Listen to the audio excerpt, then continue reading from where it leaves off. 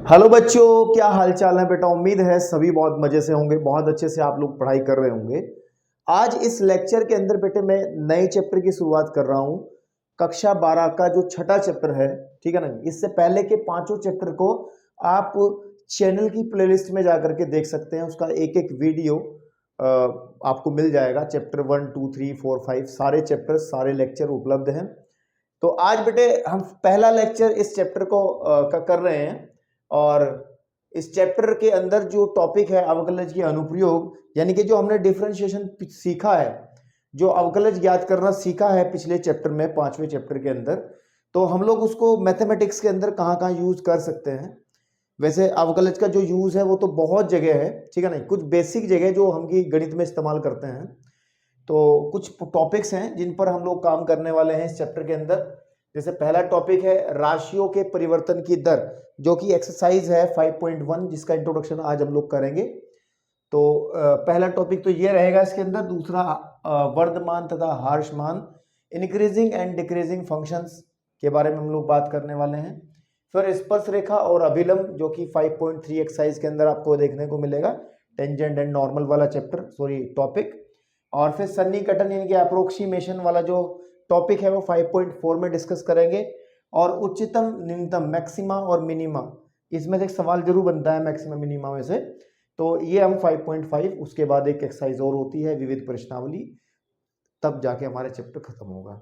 काफी मतलब आप एक्सरसाइज वाइज देखेंगे तो चैप्टर्स में कुछ ज्यादा एक्सरसाइज नहीं है, 5 ही है, 6 मान लो, एक विविध प्रश्नावली। लेकिन बेटा एक्सरसाइज के अंदर क्वेश्चंस बहुत ज्यादा हैं, इसका मतलब आपको प्रैक्टिस का बहुत मौका मिलने वाला है। आप इस चीज से मत घबराएं कि क्वेश्चंस बहुत ज्यादा है, इसका मतलब आपको प्रैक्टिस करने का बहुत मौका इसी चैप्टर, इसी मतलब आपको अन्य बुक में जाने की जरूरत नहीं पड़ेगी। इसी किताब से ही आपकी इस चैप्टर की पर्याप्त प्रैक्टिस हो जाएगी, अभ्यास हो जाएगा, और सवाल आप आसानी से इसके अटेम्प्ट कर लेंगे, ठीक है। तो आप ज्यादा समय नहीं लगाएंगे क्योंकि आपका समय बहुत कीमती है, बोर्ड के एग्जाम आपको देने हैं। तो राशियों के परिवर्तन की दर की बात करते हैं। सबसे पहला 5.1 वाला जो इंट्रोडक्शन है उसके बारे में बात करते हैं कि ये कैसे हम लोग इस टॉपिक के अंदर हम लोग डिफरेंशिएशन यानी कि डेरिवेटिव या फिर अवकलज का इस्तेमाल हम लोग करते हैं। बिल्कुल ठीक बात है। बहुत ध्यान से आप लोग बेटे चीजों को समझने की कोशिश अगर करेंगे तो बहुत मजे से आपको चीजें समझ में आ जाएंगी। देखो हम लोगों ने क्या पढ़ा था, हम लोगों ने बेसिक पढ़ा था कि अगर y is to f x कोई फंक्शन है, बहुत इजीली, बहुत सरल, बहुत इजी टॉपिक है ये। और बस मेरे साथ आप लोग थोड़ा सा समय देंगे तो फिर आप लेक्चर को छोड़ के भागेंगे कि सर क्वेश्चन करने दो, क्योंकि आपको जल्दी समझ में आ जाएगा ये टॉपिक, ठीक है ना। अलग अलग टाइप के कुछ क्वेश्चन हैं, तो उनको थोड़ा थोड़ा सा इधर उधर मैनिपुलेट करके थोड़ा दिमाग का इस्तेमाल करके किया जा सकता है। तो y is equal to f x कोई फंक्शन है, तो हम लोग जब इसका x के सापेक्ष अवकलन करते थे, x के सापेक्ष बेटा हम लोग इसका अवकलन करते थे, तो हमें मिलता क्या था, x के सापेक्ष अवकलन करते थे, ठीक है ना। करने पर, ये काम हमने खूब किया पिछले चैप्टर में, करने पर। इसके पूरे लेक्चर हैं, 30 लेक्चर हैं, और वो चैनल की प्लेलिस्ट में उपलब्ध है। तो जब x के सापेक्ष अवकलन करते थे तो y का हम dy बटे dx लिखते थे बेटा, और fx को हम लोग f डैश x कह देंगे। तो ये जो y dy बटे dx का इसका मतलब क्या है, मतलब मेन कॉन्सेप्ट इज दैट, इसका अर्थ क्या है, what is the meaning of it. ये दोनों चीज सेम ही है, चाहे तो आप f डैश x कह लो या फिर dy बटे dx कह लो। इसका सही में मीनिंग क्या है, जब मैंने आपको अवकलज पढ़ाया था बेटा तभी मैंने इसका मीनिंग बता के चला था, और वहां मीनिंग मैंने 2 तरीके से बताया था। एक तो मीनिंग अभी मैं बताऊंगा जो कि हम इस्तेमाल इसमें करेंगे, एक मीनिंग हमारा जो इस्तेमाल होने वाला है स्पर्श रेखा और अभिलंब वाला जो टॉपिक है उसमें इस्तेमाल होगा। लेकिन पहले हम लोग पहला इसका अर्थ क्या होता है, इसका अर्थ ये होता है कि x के सापेक्ष y के परिवर्तन की दर को dy बटे dx आपको बताता है। मतलब x के सापेक्ष y की y में परिवर्तन की दर, y में परिवर्तन की दर जो होती है बेटा, वो आपके पास में डिफरेंशिएशन कहलाता है। यानी कि ये जो डेरिवेटिव है इसी को तो हम अवकलज कहते हैं, इसको या इसको, दोनों बात तो एक ही है, चाहे एफ डैश एक्स कह लो, कुछ भी कह लो। तो इसका अर्थ है कि x के सापेक्ष y में परिवर्तन की दर, अब आप कहोगे सर अभी मजा नहीं आया बात को समझने में, आप बिल्कुल आराम से समझिएगा। कहने की बात यह है कि जब हम x में कोई चेंज करते हैं, मतलब जब x को ऊपर नीचे करते हैं, x का मान बढ़ाते हैं या घटाते हैं, तो मेरे बेटे y के मान में क्या फर्क पड़ता है, ऊपर नीचे ये भी होगा, है ना, इसके मान में भी चेंज आएगा। तो इसको चेंज करने से इसके मान में क्या परिवर्तन होता है, ये हमें बताता है डिफरेंशिएशन, अवकलज या फिर डेरिवेटिव। ये dy/dx हमें क्या बताता है कि x के मान को बदलने से y के मान में क्या परिवर्तन होता है, वो हमें बताता है डेरिवेटिव। बस, और यही हम लोग टॉपिक पढ़ने वाले हैं कि राशियों में परिवर्तन की दर, मतलब हम लोग dy/dx की हेल्प से, अवकलज की हेल्प से एक राशि के सापेक्ष दूसरी राशि में परिवर्तन देखेंगे। बिल्कुल ठीक बात है। फॉर एग्जाम्पल, जैसे सपोज कर लो हमारे पास में एक टॉपिक और हम थोड़ा सा डिस्कस आपके सामने करते हैं ताकि क्लैरिटी आ जाए। हमने यहां पे लिखा ds/dt, और जहां पर ध्यान रहे कि s को मैंने कहा कि ये तो बेटे दूरी है, ये क्या है, दूरी है, और t जो है वो रिप्रेजेंट करता है बेटा समय को। वो किसको रिप्रेजेंट करता है, समय को। तो इसका अर्थ क्या हुआ, इसका मतलब ये हुआ, इसका अर्थ ये हुआ कि समय t के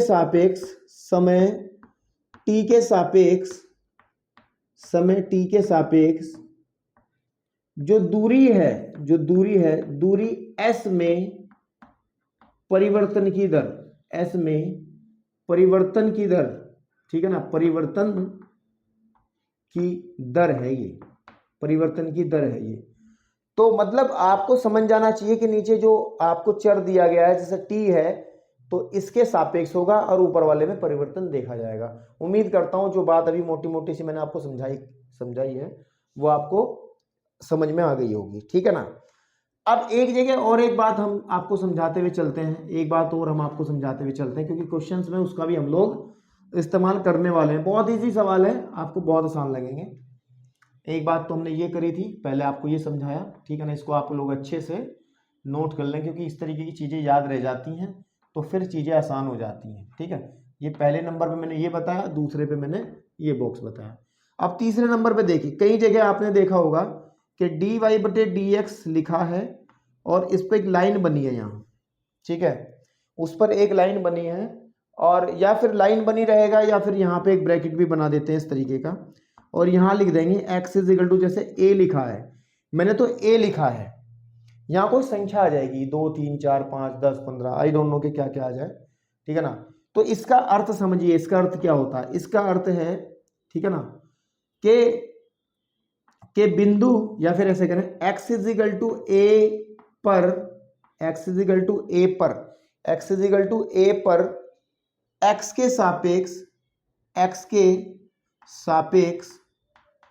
के सापेक्ष है ना, विद रेस्पेक्ट टू x अंग्रेजी में कहते हैं, x के सापेक्ष y में परिवर्तन की दर, ठीक है ना, परिवर्तन की दर। तो मतलब खास बिंदु पे हम देख सकते हैं ना, हम किसी खास बिंदु पे भी देख सकते हैं कि कितना चेंज हो रहा है, जैसे जैसे समय बढ़ रहा है, दूरी कितनी बढ़ रही है। कोई गाड़ी चल रही है हमारा 1 घंटा हुआ तो हमने दूरी 10 किलोमीटर तय करी या 20 करी, है ना। तो ये सब इसी पे हम लोग डिस्कस करने वाले हैं। तो बेटे और मैं ज़्यादा आपको चीज़ें बताने के मूड में नहीं हूँ, क्योंकि मैं सीधा जब आपको क्वेश्चंस में लेके जाऊँगा तो वहाँ पर आप लोग बहुत सारी चीज़ें अपने आप में ही सीख जाओगे। तो तीनों पॉइंट्स को आप अपनी रफ कॉपी में जहाँ भी आप नोट करते हो अपने इन पॉइंट्स को नोट कर लो, और फिर बेटे मेरे साथ आप मेरे साथ आएंगे। एक्सरसाइज से पहले कुछ सॉल्व एग्जाम्पल्स हैं, वो मुझे कराने ज़रूरी हैं, वो इसलिए कराने ज़रूरी हैं ताकि वहाँ से आपका चीज़ें डेवलप हो जाए, ठीक है ना। तो आप ज़रा फटाफट इसको नोट करो और मैं 2 मिनट के अंदर आपसे मिलता हूँ, ठीक है ना, 2 मिनट में आपसे मिलता हूँ। तो एग्जाम्पल नंबर 1 पे हम बात करते हैं, और जो चीज़ें सीखी हैं, जो नोट आपने कर लिए होंगे पॉइंट्स, उसके हिसाब से इसको सॉल्व करना है, ठीक है। तो भैया उसने कहा है कि वृत्त के क्षेत्रफल में परिवर्तन की दर इसकी त्रिज्या के सापेक्ष ज्ञात करो, जबकि r बराबर है 5 सेंटीमीटर। जब r बराबर 5 सेंटीमीटर है, जब त्रिज्या 5 सेंटीमीटर है तब की वो बात कर रहा है। देखिए सुनो, जो जनरली मैंने बात बताई थी आपको, वो बताई थी कि y is equal to f x कोई फंक्शन है, ठीक है। तो हम लोगों को भी क्या करना रहेगा कि क्वेश्चन से एक इस तरीके का रिलेशन देखना रहेगा। इस रिलेशन में ध्यान रखना, इस रिलेशन में ध्यान रखना कि y जो है इंडिपेंडेंट होता है और x जो है x जो है इंडिपेंडेंट होता है, स्वतंत्र होता है। क्या होता है? स्वतंत्र होता है आपके पास में, ठीक है। और y जो है वो इसके पे डिपेंड होता है, क्योंकि अगर जैसे मैं y बराबर आपके सामने एक्स स्क्वायर प्लस 1 रखूँ, कोई फलन नहीं दिया मैंने, जैसे ही मैं x का मान डालूंगा तुरंत y का मान निकल करके आपके सामने आएगा, है ना। तो सीधी सीधी बात है कि x स्वतंत्र चर है और y जो है आपके पास में इस पर डिपेंड करता है। और जब हम डेरिवेटिव निकालते हैं तो जो स्वतंत्र चर है उसी के सापेक्ष निकालते हैं, यानी कि dy बटे हम लोग dx ही निकालेंगे। बिल्कुल ठीक बात है। तो जब भी सवाल आपको दिया जाएगा तो आपको एक ऐसा रिलेशन देखना होगा और फिर उसमें देखना ये रहेगा कि कौन से किसके सापेक्ष हमें परिवर्तन देखना है। जबकि सवालों में खुद से दे रखा है, उसने कहा है कि क्षेत्रफल में परिवर्तन निकालना है त्रिज्या r के सापेक्ष, त्रिज्या r के सापेक्ष। कोई बात नहीं, देखो जब मैं इसको हल करूंगा सवाल को, सीधी सीधी बात है, आप मेरी बात सुनो। आपको पता है कि जो वृत्त का क्षेत्रफल होता है, वृत्त का जो क्षेत्रफल होता है बेटा, बहुत ध्यान से देखना, बहुत इजीली समझ में आ जाएंगे सवाल। उसको मैं कैपिटल ए कह रहा हूं, उसका फॉर्मूला होता है पाई आर स्क्वायर, उसका फॉर्मूला होता है पाई आर स्क्वायर। सबको पता है कि क्षेत्रफल का फॉर्मूला पाई आर स्क्वायर होता है, जहां पाई कोई कांस्टेंट है और आर आपको पता ही है जिसके सापेक्ष हमें परिवर्तन देखना है। तो सीधी बात है, हम लोगों को अगर मैं इस लाइन को देखूं, क्षेत्रफल में परिवर्तन की दर आर के सापेक्ष, तो इस लाइन का मतलब ये है कि ए में चेंज देखना है आर के सापेक्ष। जब आर में चेंजेस आएगा तो ए में क्या चेंज होगा ये हमें देखना। इसका मतलब है कि डी ए बटे डी आर मेरे को निकालना होगा, डी ए बटे डी आर। इसका मतलब क्या है कि ए में आर के सापेक्ष ए में परिवर्तन की दर। तो सीधी बात है, हम लोग क्या कर लेंगे बेटा, यहाँ पे हम लोग इस a बराबर पाई आर स्क्वायर को यहाँ पर r के सापेक्ष हम लोग अवकलन करेंगे। r के सापेक्ष क्या करेंगे? अवकलन करने पर, अवकलन, और अवकलन के फॉर्मूले आपने पढ़े हैं करने पर। तो जब हम लोग अवकलन करेंगे r के सापेक्ष तो क्या आ जाएगा? This is d a upon d r, d a upon d r, और यहाँ पे डिफ्रेंशिएट हम लोग करेंगे डी बटे d r of pi r square को। बिल्कुल ठीक बात है। तो अब देखो पाई एक कांस्टेंट क्वांटिटी है, तो देखो नियम वही काम करेंगे। अवकलन के जो फॉर्मूले हमने लिखवाए थे आपको वही काम में आएंगे कि डिफ्रेंशिएशन ऑफ एक्स की पावर एन, एन एक्स की power n minus 1 and differentiation of k x की पावर एन। तो सीधी बात है के बाहर आ जाएगा एंड डिफ्रेंशिएट हम लोग करेंगे एक्स की पावर एन को, and differentiation of a constant हमें 0 मिलेगा। ये कुछ फॉर्मूले जो कि बेसिक फॉर्मूले हमने पढ़े थे अवकलन में शुरुआती एक्सरसाइज के अंदर, वही इस्तेमाल होंगे। बहुत हार्ड एंड फास्ट वाला अवकलन इस्तेमाल नहीं होगा। तो बेटा पाई बाहर आ गया और डिफ्रेंशिएट हम लोग किसको करेंगे इस बार? यहाँ पे आर स्क्वायर को। तो सीधी बात है पाई क्या हो जाएगा? एक्स स्क्वायर, है ना। तो घात शुरू में और घात में से कम यानी कि आर। तो यानी कि जो D a upon d are की जो वैल्यू है, d a upon d are की जो वैल्यू है वो मेरे को क्या मिलेगी? डी अपॉन डी आर मुझे मिलेगा 2 पाई आर, 2 पाई आर। तो ये क्या है? ये आर के सापेक्ष ए में परिवर्तन की दर है। लेकिन भैया उसने कहा है कि जब आर का मान कितना हो, जब आर का मान कितना हो? 5 हो, यानी कि D a upon d are का मान आपको निकालना है जब आर का मान 5 लेंगे। मैंने आपको ये बात लिखवाई थी। तो आप इसके अंदर आप आर की वैल्यू 5 भर देंगे। तो 2 पाई इंटू 5, इसका मतलब आ जाएगा 10, ठीक है ना, 10 पाई, ठीक है ना, ये आ जाएगा हमारे पास में 10 पाई। तो हम ये कहेंगे क्योंकि इन्होंने जो दिया था आर की वैल्यू जो दी गई थी सेंटीमीटर में दी गई थी। आप ध्यान रखना, थोड़ा सा आगे की तरफ जो मैं लिख रहा हूँ उसको समझना। तो इसका मात्रक क्या बनेगा? क्षेत्रफल में ये क्या है? क्षेत्रफल ही तो है ना आपके पास में, एक क्या क्षेत्रफल है और किसके सापेक्ष हम देख रहे हैं? त्रिज्या के। तो इसका मात्रक जो बनेगा वो बनेगा क्षेत्रफल का मात्रक, बिल्कुल ठीक है नहीं, बटे त्रिज्या का मात्रक, बिल्कुल ठीक बात है। तो यानी कि यहाँ पे क्या लिखेंगे? क्षेत्रफल का मात्रक होता है सेंटीमीटर स्क्वायर, क्षेत्रफल मात्रक सेंटीमीटर स्क्वायर बटे सेंटीमीटर, है ना, यानी कि प्रति सेंटीमीटर। प्रति सेंटीमीटर, 1 सेंटीमीटर अगर बढ़ता है तो क्षेत्रफल में 10 पाई वर्ग सेंटीमीटर का चेंजेस आ जाता है। तो ये हमें इस तरीके से सवालों को देखना है, बहुत इजीली आपको समझना है, ठीक है ना। तो वृत्त का क्षेत्रफल 10 पाई सेंटीमीटर स्क्वायर प्रति सेंटीमीटर की दर से बदल रहा है। तो हम लिख सकते हैं कि वृत्त का क्षेत्रफल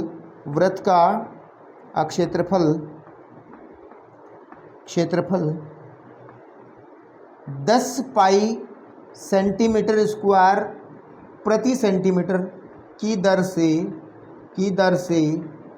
से बदल रहा है।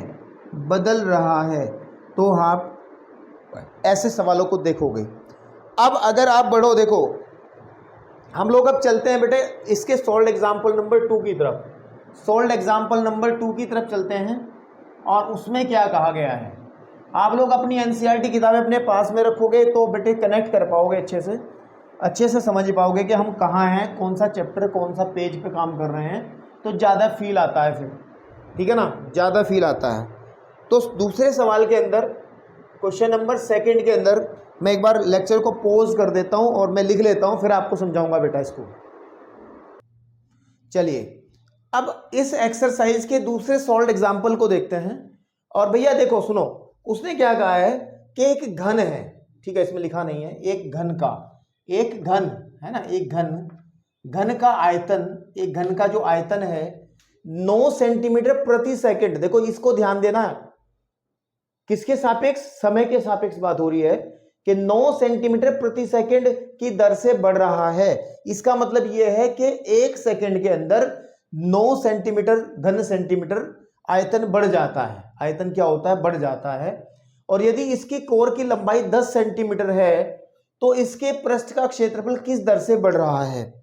तो उसने कहा कि पृष्ठ का क्षेत्रफल, दो चीजें हैं, आप लोगों को ये बेसिक चीज कक्षा 10-9 की बात है कि जो घन होता है, ठीक है ना, घन होता है, अगर मैं इस घन की कोर को x सेंटीमीटर की कह दूं, इस घन की कोर को x सेंटीमीटर की कह दूं, x सेंटीमीटर की है, तो बेटे आपको पता कि घन का जो आयतन होगा ना, घन का जो आयतन होगा और उस आयतन को हम लोग v से लिखें तो वो कोर यानी कि भुजा की घात 3 घन सेंटीमीटर होता है ना, सेंटीमीटर घन सेंटीमीटर होता है, घन सेंटीमीटर या जो भी घन इकाई मतलब अगर हमारा x सेंटीमीटर में है तो सेंटीमीटर में हो जाएगा, और अगर हमारा घन जो है वो मीटर में तो मीटर में हो जाएगा। इसी तरीके से बेटे घन का जो पृष्ठ होता है वो उसको हम s से लिखते हैं और वो होता है 6x², और ये होता है वर्ग इकाई। ये चीज आप लोगों ने बेटे छोटी क्लास में पढ़ा था किसी भी घन के लिए। तो अब जो बात हो रही है, जो परिवर्तन हो रहा है, किसके सापेक्ष हो रहा है? समय के सापेक्ष हो रहा है। तो हमें निकालना किसमें परिवर्तन है? पृष्ठ यानी कि s में परिवर्तन निकालना है। तो देखो सुनो, परिवर्तन देखने के लिए हमें ये देखना पड़ेगा कि इसकी भुजा किस हिसाब से परिवर्तित हो रही है। बिल्कुल ठीक बात है। हम लोगों को आयतन में परिवर्तन तो दे दिया गया है। जब मैं सवाल को हल करूं तो मेरे को उन्होंने dv बटे dt, t क्यों लिया? t मतलब टाइम, v मतलब आयतन, ठीक है ना। dv बटे dt तो मुझे दे दिया है उन्होंने, वो कितना दिया है? वो 9 सेंटीमीटर क्यूब प्रति सेकंड दिया है। बिल्कुल ठीक बात है। चाहो तो आप इसे ऐसा लिख लो या फिर इसको हटा के लिख सकते हो कि हमें 9 दिया है, वो अपने आप ही अंडरस्टूड है बात। तो अगर हमें देखना है कि पृष्ठ में कितना चेंज आएगा तो ds बटे dt देखना है, तो उसके लिए मुझे सबसे पहले देखना पड़ेगा कि उसकी कोर में, उसकी भुजा में कितने का चेंज है। अगर ये पता चल जाता है तो इसको हम इजीली निकाल लेंगे, कोई बड़ी बात नहीं है। देखिए, तो सबसे पहले आप क्या करोगे कि आप लिखोगे कि माना, क्या लिखोगे? माना घन की जो कोर है, घन की जो कोर है, घन की जो कोर है, घन की कोर की लंबाई में जो है, लंबाई हम लोग कंसीडर कर लेते हैं कि x है। x इकाई कुछ भी हो सकती है, आई डोंट, सेंटीमीटर ले लो ना, सेंटीमीटर दिया है तो सेंटीमीटर लो, सेंटीमीटर है, x सेंटीमीटर है, ठीक है ना। तब आपको पता है आयतन जो हो जाएगा बेटे, यानी कि v, वो x की घात 3 सेंटीमीटर क्यूब हो जाएगा, और तथा जो पृष्ठ हो जाएगा s, है ना, जो आपके पास में पृष्ठ है, जो हमारे पास में क्या है, पृष्ठ हो जाएगा, दैट इज s, वो हो जाएगा 6x² और सेंटीमीटर स्क्वायर। बिल्कुल ठीक है ना, मात्रक तो आपको पता होगा, हो जाएगा। अब जो दिया है हमें, जो दिया है उससे बात करते हैं। जो दिया है बेटा, दिया है कि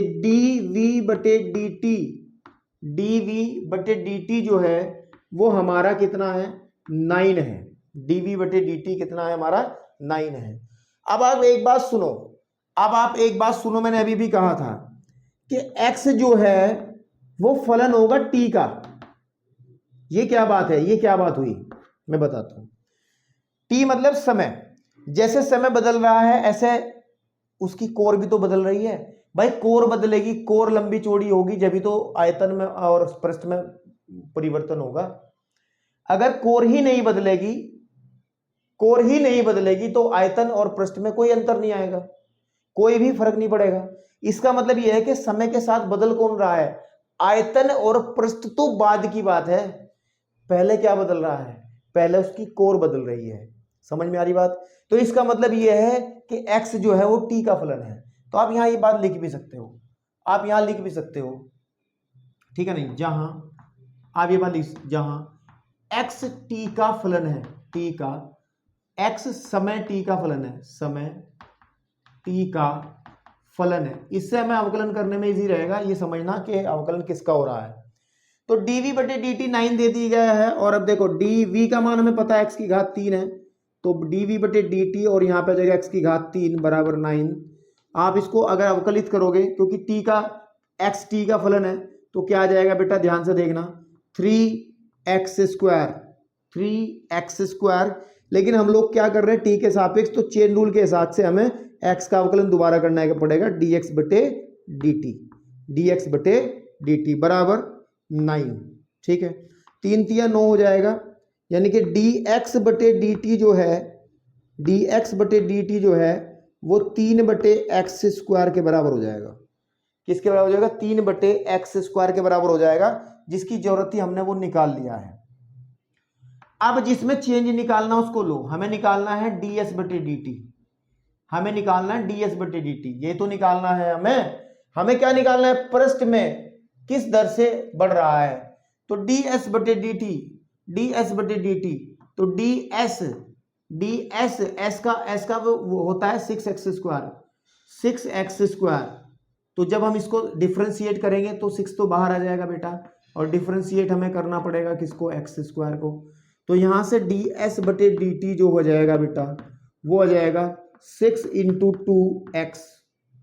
समझ में नहीं आई बात आप लोगों के, कि जब हम लोग x² का अवकलन करेंगे तो 2x आएगा, लेकिन x जो है वो t का फलन है। भैया कहें x ये t नहीं है, इसको हमने t मान के ही तो ऐसा करा है ना, इसका मतलब हमें x का डिफरेंशिएशन दोबारा करना पड़ेगा, तो dx/dt करना पड़ेगा। अब ध्यान से सुनो, dx/dt का मान हम ऑलरेडी निकाल चुके हैं, तो बस हो गया काम। ds/dt बराबर 6 दूनी 12x, और dx/dt का मान है 3/x²। तो अगर आप देखोगे x की घात कट जाएगी, 12 तिया 36/x, तो ds/dt t के सापेक्ष s में जो परिवर्तन हुआ वो 36/x हो गया। अब उसने कहा है कि अगर आप लोग कोर की लंबाई मीन्स x की वैल्यू अगर आप 10 ले लोगे, तो क्या हो जाएगा, ds/dt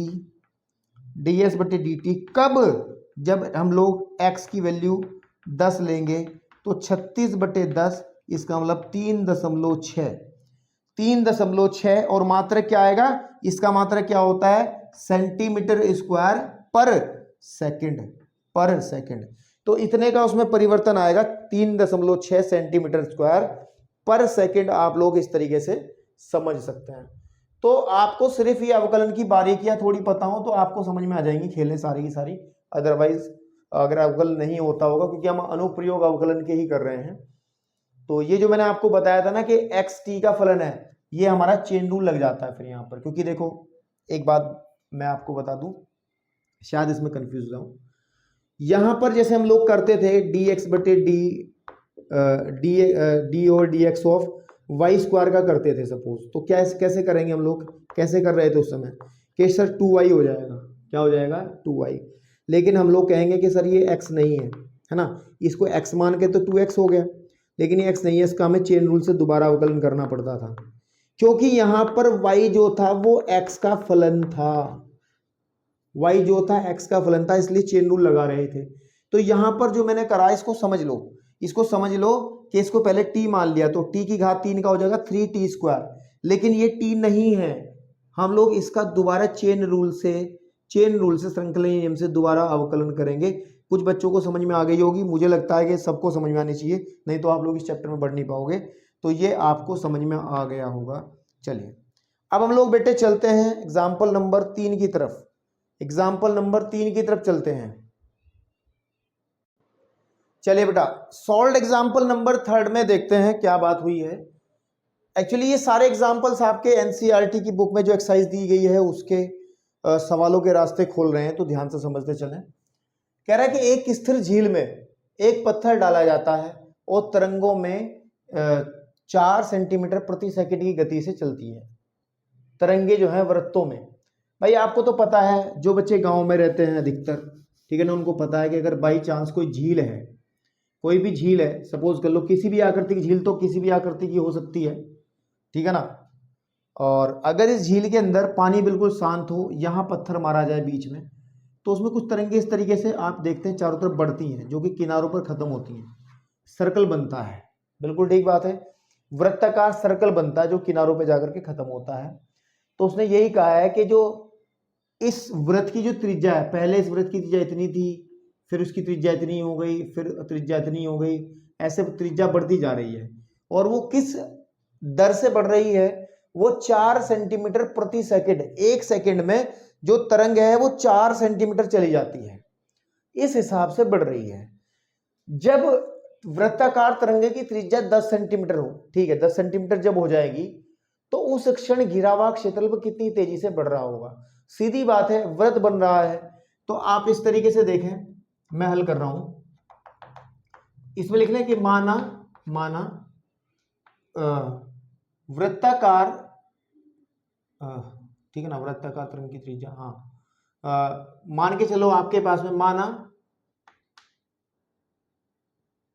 माना जो त्रिज्या है बेटा, त्रिज्या को मैं स्मॉल r से लिख लेता हूं, r, तथा जो वृत्ताकार हमारे पास में वृत्ताकार क्षेत्रफल है, वृत्ताकार क्षेत्रफल है, उसको बेटा हम कैपिटल A कर लेते हैं, A है।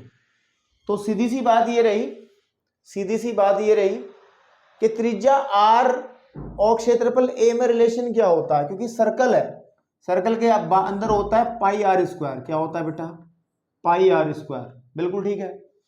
हम किसके सापेक्ष परिवर्तन देख रहे हैं, बेसिकली वो हमें देखना है, हमें समय के सापेक्ष परिवर्तन देखना है। किसके सापेक्ष, समय के सापेक्ष हमें परिवर्तन देखना है। तो सीधी सी बात है, हम लोग इसको किसके सापेक्ष डिफरेंशिएट करेंगे। यहाँ पर हम लोगों ने अभी r के सापेक्ष कर दिया था, जो कि बिल्कुल रोंग बात थी, उस समय थोड़ा दिमाग मेरा नहीं था इस तरफ। तो हम लोग क्या करते हैं, यहाँ पर हम t के सापेक्ष, समय के सापेक्ष, समय t के सापेक्ष हम लोग अवकलन करेंगे, सापेक्ष अवकलन करने पर, क्योंकि सीधी सीधी बात है, टाइम के सापेक्ष ही यहाँ बात हो रखी है ना, अवकलन करने पर। तो जब हम लोग अवकलन करेंगे तो आ जाएगा dA/dt एंड डिफरेंशिएट कर लेंगे हम d/dt of pi r square, और हम पाई को बाहर निकाल लेंगे, ये dA/dt चल रहा है, ठीक है ना, dA/dt चल रहा है, ठीक है। अब पाई बाहर आ जाएगा तो आ जाएगा 2r, ठीक है ना। एंड क्योंकि जो r है वो t का फलन है, जो त्रिज्या है वो चेंज हो रही है, त्रिज्या जो है चेंज हो रही है जब t चेंज हो रहा है ना। तो जो r है वो t का फलन है, तो चेन रूल के हिसाब से हमें डिफरेंशिएट इसको t के सापेक्ष दोबारा करना पड़ेगा। अब आप मेरी बात सुनो ध्यान से, इसको लिख लेंगे हम लोग यहाँ dA/dt जो है हमारे पास बचेगा 2 पाई r एंड dr/dt। अब एक क्वेश्चन के अंदर इसको देखो, अब क्वेश्चन के इसको इक्वेशन 1 बना दो, चूंकि हम देखें प्रश्नानुसार क्या चीज है, प्रश्नानुसार क्या चीज हमें दी गई है। उसने कहा है प्रश्नानुसार जो दिया गया है वृत्तों में इतने सेंटीमीटर की गति से चल रही है, यानी कि ये हमें जो दिया गया है वो दिया गया है कि dr/dt त्रिज्या किस हिसाब से बढ़ रही है, इस हिसाब से बढ़ रही है। dr/dt की वैल्यू हमें 4 दी गई है, dr/dt की वैल्यू हमें कितनी दी गई है बेटा, 4 दी गई है। तब इसीलिए हम क्या कर लेंगे, इसलिए हम क्या करेंगे कि जो dA/dt का जो मान है समीकरण 1 वाला, उसको हम 2 पाई r इंटू 4 लिख देंगे, इंटू 4 लिख देंगे।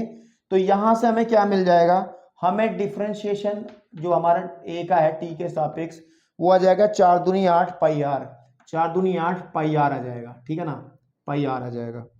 अब मेरी बात सुनो, अब मेरी बात सुनो, हमें उसने कब कहा है, जब त्रिज्या 10 सेंटीमीटर होती है। तो dA/dt निकालना है व्हेन, जब त्रिज्या बेटा x की वैल्यू सॉरी r की जो वैल्यू है वो 10 सेंटीमीटर अगर हो जाए, तो यहां पर हम 10 भर देंगे, तो पाई इंटू 10, इसका मतलब 8 दूनी 80 पाई वर्ग, ठीक है ना, 80 पाई। और आपको पता क्षेत्रफल का मात्रक होता है सेंटीमीटर में दिया है तो सेंटीमीटर स्क्वायर और प्रति सेकंड, प्रति सेकंड। तो आप ध्यान देंगे कि जो एरिया में चेंज आएगा, क्षेत्रफल में जो चेंज आएगा, वृत्ताकार क्षेत्रफल में चेंज आएगा, वो चेंज प्रत्येक सेकंड 80 पाई का होगा, यानी कि प्रत्येक सेकंड 80 पाई सेंटीमीटर स्क्वायर एरिया चेंज हो जाएगा। तो इस तरीके से आपको ये क्वेश्चन देखना था। चलिए अब हम चलते हैं बेटे नेक्स्ट क्वेश्चन की तरफ, क्वेश्चन नंबर हमारा सॉल्व एग्जाम्पल नंबर 4 की तरफ। चलिए बेटा सॉल्व एग्जाम्पल 4 पे चलते हैं, और सॉल्व एग्जाम्पल 4 में हमें जो सवाल दिया गया है, इस सवाल को करने से पहले आपको एक बात बतानी है जो कि नोट के तौर पे आपको याद रखनी है। इसकी जो 2 नोट आपको याद रखने हैं, ध्यान रखें कि अगर y is to f x हमारे पास कोई फंक्शन है, y is to f x कोई फंक्शन है, इसका मतलब ये है कि y जो है x का फलन है, x के मान में चेंज करेंगे तो y के मान में भी चेंज हो जाएगा, x के मान में चेंज करेंगे तो y के मान में भी बेटा चेंज हो जाएगा। तो देखो अगर नोट नंबर 1 याद रखेंगे बेटा, नोट नंबर 1 याद रखेंगे बेटा कि यदि हम लोग x का मान बढ़ता है, x का मान बढ़ता है, 2 ही केस हो सकते हैं भाई, 2 ही केस हो सकते हैं, x का मान बढ़ेगा या फिर x का मान घटेगा, ठीक है ना, x का मान या तो बढ़ेगा या x का मान घटेगा। तो अगर x का मान बढ़ रहा है ना, और ऐसा होने पर y का मान भी बढ़ रहा है, मतलब दोनों में दोस्ती है, तो ध्यान रखना है कि dy/dx जो डेरिवेटिव होगा वो पॉजिटिव होगा, उसका वैल्यू जो आएगा वो कैसा आएगा, पॉजिटिव आएगा, धनात्मक होगा। कैसा होगा बेटा, धनात्मक होगा। केस नंबर 2 यानी कि नोट नंबर 2 क्या कहता है, इसका विपरीत, कि यदि x का मान घटता है, सॉरी x का मान अगर हम लोग बढ़ाते हैं, बढ़ता है, x का मान क्या है, बढ़ता है, लेकिन y का मान घटता है, ठीक है ना, x का मान बढ़ जाए लेकिन क्या हो, उल्टा हो जाए, y का मान घट जाए, y का मान घटता है, ठीक है ना, घटता है, तो ध्यान रखना dy/dx की जो वैल्यू है वो बेटे नेगेटिव आएगी। वो कैसी आएगी, नेगेटिव लेके चलनी है, जो कि इन बातों को हम अच्छे से समझ लेंगे। क्वेश्चन जो हमारा एग्जाम्पल नंबर जो सेकंड है, जो 4th ये हम लोग बात कर रहे हैं, ठीक है। तो जैसे इसने कहा है पहले क्वेश्चन में, मैं पहले क्वेश्चन इस सवाल को पढ़ता हूं। उसने कहा है किसी आयत की लंबाई x 3 सेंटीमीटर प्रति मिनट की दर से घट रही है।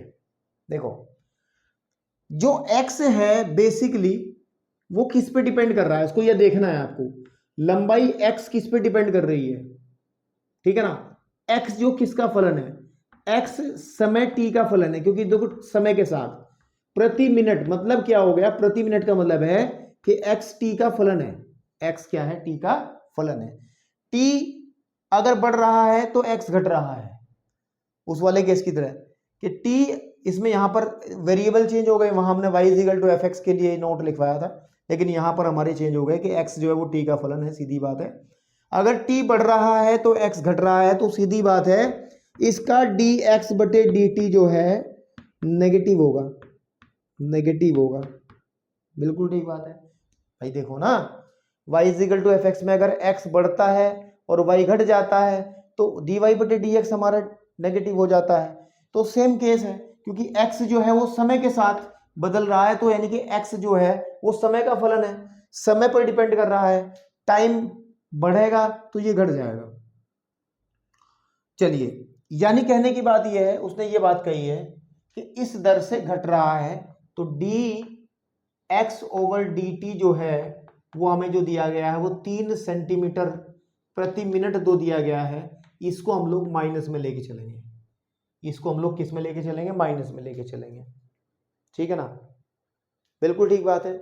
ऐसा क्यों माइनस क्यों लिया, माइनस क्यों लिया, चूंकि यहां लिख भी सकते हो, चूंकि है ना t के बढ़ने से, t के बढ़ने से x का जो मान है, x का मान घटता है ना। तो इसलिए हमने क्या कर दिया, ले लिया। अब हमें करना क्या है, और दूसरी बात उसने कही है, आगे चलो, चौड़ाई जो y है वो 2 सेंटीमीटर प्रति मिनट की दर से बढ़ रही है। अरे वाह, अरे वाह। dy बटे dt, इस केस में भी हमारे पास में बेटा क्या होगा, y भी तो समय का ही फलन है, क्योंकि समय बढ़ेगा तो इसमें कुछ परिवर्तन होगा, और वो परिवर्तन जो हो रहा है वो बढ़ रहा है। तो सीधी बात है कि dy बटे dt अगर मैं इसका t के सापेक्ष अवकलन करता हूं तो मेरे भाई ये पॉजिटिव आ जाएगा। ये कैसा हो जाएगा, पॉजिटिव। तो कहने की बात ये है dy बटे dt जो दिया गया है आपको वो 2 सेंटीमीटर प्रति मिनट, 2 सेंटीमीटर प्रति मिनट दिया गया है, और ये पॉजिटिव रहेगा। पॉजिटिव क्यों रहेगा, लिख सकते हो, क्योंकि t के बढ़ने से y का मान बढ़ता है। ये बात आपको समझ में आनी चाहिए अच्छे से, ठीक है, ओके। तो अब उसने क्या कहा, यदि x का मान 10 सेंटीमीटर ले लें और y का मान हम 6 सेंटीमीटर ले लें, तो आयत के परिमाप, सबसे पहले हमें देखना परिमाप, और उसके बाद में हमें देखना क्षेत्रफल में परिवर्तन की दर। तो सीधी बात है, देखो मैं ए पार्ट कर रहा हूं, तो परिमाप क्या होता है, आयत का परिमाप मुझे कोई बता सकता है। परिमाप को हम लिखते हैं पी से लिख लो, पैरामीटर जो होता है वो हमेशा 2 इंटू लंबाई प्लस चौड़ाई होता है। कोई मना कर देगा तो बता दो। अब इस p is equal to 2 into x plus y के अंदर हमें निकालना क्या है, परिवर्तन dp ओवर dt, यानी कि समय के सापेक्ष p में कितना परिवर्तन हो रहा। तो हम क्या करेंगे, इसका t के सापेक्ष अवकलन करेंगे। t के सापेक्ष अवकलन करने पर तो ये आ जाएगा dp बटे dt बराबर हो जाएगा 2 कांस्टेंट है, और जब इसका अवकलन करेंगे तो dx बटे dt हो जाएगा, और इसका अवकलन करेंगे तो dy बटे dt हो जाएगा। और आपको इतनी अच्छी बात है कि आप देखें dx बटे dt का मान हमें आपको दे रखा -3 प्लस इसका प्लस का 2, सॉल्व करेंगे तो dp बटे dt जो है आपके पास में कितना आ जाएगा, -2 आ जाएगा। चेक कर लो, ठीक है ना।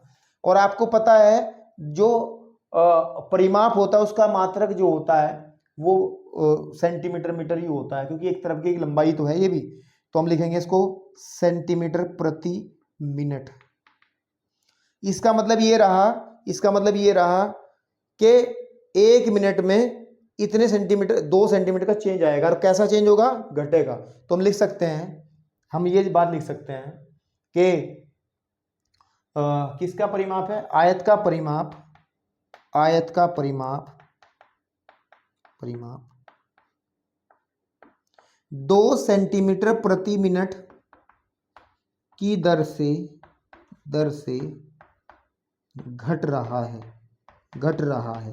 आपको ये बात समझ में आ रही होगी, है ना, ये बात आपको समझ में आ रही है, क्योंकि माइनस आ रहा ना तो घट रहा है, ठीक है, आपके पास में घट रहा है। अब हम बात करते हैं क्षेत्रफल की। नाउ हम लोग बात करेंगे किसके, क्षेत्रफल की, द बी पार्ट। क्षेत्रफल होता है आपको पता लंबाई गुणे चौड़ाई, लंबाई गुणे चौड़ाई, लिखना चाहो लिख दो, लंबाई गुणे चौड़ाई। चूंकि आपको ऑलरेडी लंबाई चौड़ाई एक्स और वाई की फॉर्म में दे रखी है, एक्स और वाई, हमें इसमें चेंज देखना टी के सापेक्ष, तो हम लोग क्या करेंगे, टी के सापेक्ष हम लोग अवकलन कर देंगे, टी के सापेक्ष बेटे क्या कर देंगे हम लोग, अवकलन कर देंगे। तो जब टी के सापेक्ष अवकलन करेंगे तो डी ए बटे डी टी जो हो जाएगा differentiation of x y with respect to t. तो हम लोगों को पता है d a over d t हमें निकालना है। ये दो फलन है, पहला जो का तू दूसरे का डिफरेंशिएशन प्लस दूसरा जो का तू, ठीक है, और पहले का डिफरेंशिएशन। आपको पता है x की वैल्यू कितनी दी गई है, x की वैल्यू कितनी दी गई है बेटा, अभी बाद में रखेंगे, d a over d t, d a over d t, ठीक है ना, d a over d t. तो x की वैल्यू भी रखेंगे, x इंटू इसका मान पहले भरिए, डी वाई बटे डी टी का मान प्लस का 2 है तो into 2 plus y into d x बटे डी टी का मान माइनस का 3 है तो यहाँ माइनस का 3 भर दीजिएगा। तो हम लोग देख पा रहे हैं एक बात कि D a over d T की जो वैल्यू है वो आ जाएगी 2x माइनस 3y, है ना। लेकिन हमें तो ये कहा गया है कि जब x की वैल्यू 10 सेंटीमीटर, y की वैल्यू 6 सेंटीमीटर, तो बेटे हमें देखना है d a over d T कब देखना है, जब x की वैल्यू 10 सेंटीमीटर और y की वैल्यू 6 सेंटीमीटर हो जाए। तो हमें क्या मिलने वाला है, हम क्या करेंगे, x की जगह 10 भर देंगे, 2 गुणे 10 माइनस 3 गुणे 6, तो आपको देखना है 2 दूनी 20 माइनस 18, इसका मतलब आ जाएगा 2, और क्षेत्रफल का मात्रक होता है सेंटीमीटर स्क्वायर और समय का मात्रक प्रति मिनट, क्योंकि इसमें मिनट में ले रखा तो मिनट ही लेंगे। तो जो हमारे पास में क्षेत्रफल होगा, ठीक है ना, क्षेत्रफल होगा वो 2 सेंटीमीटर प्रति मिनट के हिसाब से चेंज हो रहा होगा, ठीक है ना, आपके पास में 2 मिनट प्रति सेकंड के हिसाब से चेंज हो रहा होगा, बिल्कुल ठीक बात है। तो चाहो तो आप लिख सकते हैं, तो जो क्षेत्रफल है वो क्या हो रहा है इस समय, जब 10 x की वैल्यू 10 सेंटीमीटर है और ये तो हम ये लिख सकते हैं कि क्षेत्रफल प्रति मिनट 2 सेंटीमीटर प्रति मिनट के हिसाब से, क्योंकि ये प्लस में है तो बढ़ रहा है, ठीक है ना, बढ़ रहा है। तो आपको ये चीज़ समझ में आई होगी, उम्मीद करता हूँ। चलते हैं बेटे, 2 एग्जाम्पल और बचते हैं, उसके बाद आप एक्सरसाइज में प्रवेश करेंगे। जरा फटाफट इसको नोट करें, ठीक है ना, फटाफट से इसको बेटा नोट करें। चलिए बेटा, अब 6 एग्जाम्पल की अगर हम लोग बात करें तो 6 एग्जाम्पल के अंदर कहा गया किसी वस्तु, है ना, किसी वस्तु की x इकाइयों, ठीक है ना, x इकाइयों के उत्पादन में कुल लागत जो दी है, कुल लागत को लिखा है इन्होंने cx रुपए के अंदर, वो दिया गया है कि cx is equal to 0.005 x की घात 3 माइनस 0.02 x की घात 2 प्लस 30x प्लस के 5000 से प्रदत्त है। अब ये जो कुल लागत मैं भी समझाऊंगा आपको डिटेल से, लेकिन मैं आपको बता दूं कि कॉमर्स वालों को ना ये भाषा ज़्यादा बढ़िया समझ में आती है, क्योंकि उनका ये विषय है, विषय लागत वागत जो है हमारे पास में, सीमांत, मार्जिनल कॉस्ट क्या होता है, ये सब जानते हैं वो लोग। लेकिन चलिए, हमारे पास सवाल आया तो हम इसको क्लियर करेंगे, कोई टेंशन ना लो। उसने कहा है कि हमारे पास में ऐसे दिखाया गया है टोटल कॉस्ट जो है, अगर हम लोग कोई कंपनी किसी भी वस्तु की x इकाइयाँ बनाती है, मतलब आपके पास साबुन की x पीसेस बनाती है 10,000, x की मतलब x की वैल्यू 10,000 है तो 10,000 अगर किसी कोई साबुन बन रहे हैं, तो ये बात है। इकाई का मतलब है कितने बन रहे हैं, तो हमें पता नहीं, हमने x मान के चल रहे हैं, ठीक है। तो भाई साहब क्या सीमांत लागत ज्ञात करो। सीमांत लागत क्या होता है बेसिकली, इसको बताऊंगा मैं। जबकि 3 इकाई उत्पादित की जाती है, जब 3 इकाई बनाई जाती है, ठीक है ना, तब सीमांत लागत कितनी आएगी वो हमें बताना है। सीमांत लागत से जो हमारा अभिप्राय है, इसने लिखा भी है, किसी स्तर पर उत्पादन के संपूर्ण लागत में तात्कालिक परिवर्तन होता है। मतलब क्या है, ये जो टोटल कॉस्ट है, टोटल कॉस्ट जो है सी, उसमें कितना चेंज होगा, ठीक है ना, एक्स के सापेक्ष।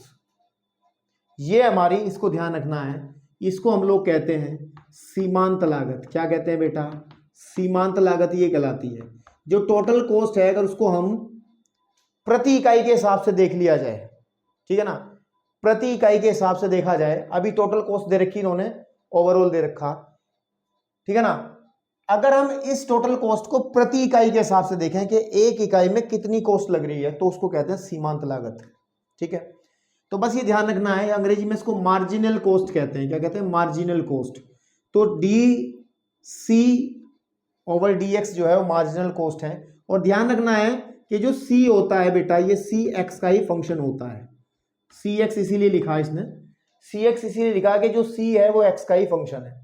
तो सीधी सीधी बात है, जब इसको हल करने की बात आएगी तो हम लोग उठा लेंगे कि सी एक्स जो है हमारा वो है 0.005 की घात 3 माइनस 0.02 एक्स स्क्वायर प्लस के 30x प्लस के 5000।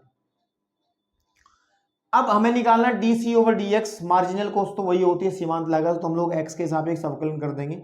एक्स के सापेक्ष क्या कर देंगे बेटा, अवकलन कर देंगे, एक्स के सापेक्ष अवकलन कर देंगे।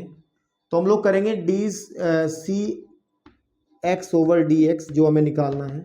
हम लोग जब इसका डिफ्रेंशिएशन करेंगे तो आ जाएगा 0.005 into 3 into x square minus 0.02 and into 2x plus यहाँ आ जाएगा 30, क्योंकि x का 1 हो जाएगा, प्लस 0। अब बस आपको करना क्या है, d c x over d x निकालना है जब x की वैल्यू हम 3 लेके चलेंगे। तो आप लोग इसमें जहाँ जहाँ x है वहाँ 3 भर दोगे, तो 0.005 into 3 into 3 square minus 0.02 into 2 into 3 plus 30। इसको आप कैलकुलेट कर दोगे और आपका जो है मार्जिनल कॉस्ट बेटा, मार्जिनल कॉस्ट रुपए में आ जाएगी, है ना। मार्जिनल कॉस्ट आपकी रुपए में आ जाएगी। तो आप लोग आराम से इसे जब सॉल्व करोगे बैठ के, तो 30.015 ये मार्जिनल कॉस्ट आएगी, इतने रुपए, है ना, इतने रुपए इसकी मार्जिनल कॉस्ट आ जाएगी। तो उम्मीद करता हूँ कि आपको समझ में आ गया होगा। अब आगे की तरफ अगर हम ध्यान दें तो हमें एक ऐसा ही सवाल दिया गया है। अगर मैं किताबों से, आप लोग एनसीईआरटी किताब लेके बैठे होंगे तो बेटे लैंग्वेज को पढ़ो, मैं आपको थोड़ा जल्दी से समझा दूंगा। मैं बता रहा हूँ, वीडियो को पॉज करके, लेक्चर को पॉज करके आप खुद से पढ़ सकते हो। ऊपर जैसा ही सवाल है, कह रहा किसी उत्पाद x की x इकाइयों के विक्रय से प्राप्त कुल आय जो है rx जो है वो दिया गया है हमें। मैं इसको रफ कर रहा हूँ, आप लोग नोट कर लेना पॉज करके, ठीक है। किसी पदार्थ की x इकाइयों को सेल करके, विक्रय करके जो रुपए प्राप्त हुए हैं, ठीक है ना, जो आय प्राप्त होती है, उसको उसने कहा है कि जो rx है, ये आय विक्रय मूल्य से प्राप्त जो आय है वो 3x स्क्वायर प्लस के 36x और प्लस के 5 है, ठीक है ना। ये तो कहा उसने कि अगर किसी उत्पाद की हम लोग x इकाइयों का विक्रय कर देते हैं, किसी भी उत्पाद की, जैसे हमने कोई कंपनी में साबुन बनता है, साबुन की x मतलब 10, आपने 10 टिकिया बेच दी, साबुन की 10 पीस बेच दिए आपने, तो आपकी कितनी आय हुई, तो वही बता रहा। तो उसने चूंकि x में कहा है तो आपके पास में x इकाई है ना। किसी उत्पाद की कितनी इकाई है, उत्पाद की कितनी, x इकाई विक्रय करने पर, है ना, विक्रय मतलब बेच देने पर, विक्रय करने पर जो इनकम हुई है वो ऐसे rx आपके पास में ये आ जाएगा। जब x = 5 है तो सीमांत आय हमें ज्ञात करनी है। सीधी बात है, सीमांत आय जो होगी, सीमांत आय होगी मार्जिनल आपके पास में रेवेन्यू, MR कहते हैं, ठीक है ना। और ऊपर जो हमने कहा था सीमांत लागत, वो जो ऊपर वाले क्वेश्चन में d c over d x था, उसको कहते थे आपके पास में क्या चीज, marginal cost, MC, marginal cost. पिछले एग्जाम्पल में क्या निकाला है हमने, एग्जाम्पल नंबर 5 में निकाला मार्जिनल कॉस्ट, तो शॉर्टकट में उसे एमसी लिखते थे। पिछले एग्जाम्पल में हमने d c over d x जो निकाला वो मार्जिनल कॉस्ट। इस बार हमें मार्जिनल रेवेन्यू, यानी कि कितना हमें प्राप्त हो रहा है वो निकालते हैं, और वो D R over d x के बराबर होता है कि प्रति इकाई हमें कितना रेवेन्यू मिल रहा है। तो सीधी बात है, हम लोग जो दिया गया क्वेश्चन है उसे एक्स के सापेक्ष अवकलित कर देंगे। एक्स के सापेक्ष हम लोग क्या करेंगे बेटा, इसका अवकलन करेंगे। ठीक है, तो बेटे ये आ जाएगा हमारे पास में D R over d x जो है वो आ जाएगा 6x + 36, है ना।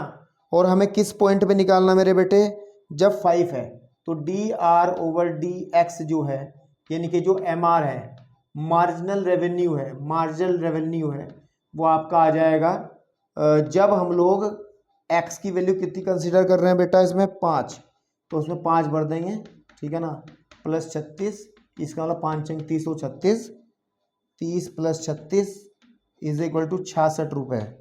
कितना बेटे, कितने रुपए आ जाएगा, 66 रुपये इसका रेवेन्यू आ जाएगा। मार्जिनल सीमांत आय हमारी आ जाएगी, मार्जिनल रेवेन्यू यानी कि सीमांत आय आ जाएगी। तो कुछ एग्जांपल्स के माध्यम से मैंने कोशिश करी है कि इसका खाका आपको कच्चा कच्चा थोड़ा थोड़ा सा समझा दिया जाए। अब बहुत सारे सवाल जो है आप लोगों ने अगर ये ढंग से पढ़ लिए होंगे तो प्रश्नावली के बहुत सारे सवाल आप लोगों ने देख लिए होंगे, अपने आप कर लेना। नहीं होंगे तो फिर मैं सॉल्यूशन के साथ आपके सामने उपस्थित होऊंगा ही, तो आप लोग बेटा इन चीज़ों को ध्यान से देखें।